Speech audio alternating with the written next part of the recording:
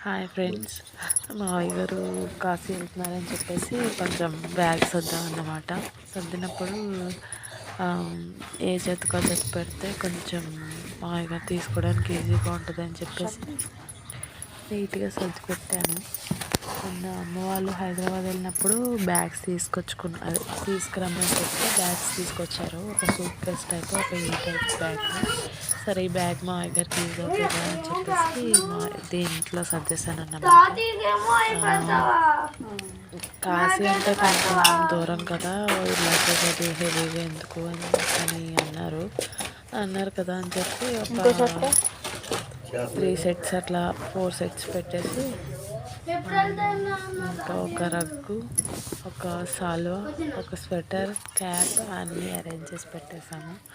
ఇంకా అక్కడ స్నానం చేసి వదలటానికి ఒక డ్రెస్ అలా సర్దామన్నమాట.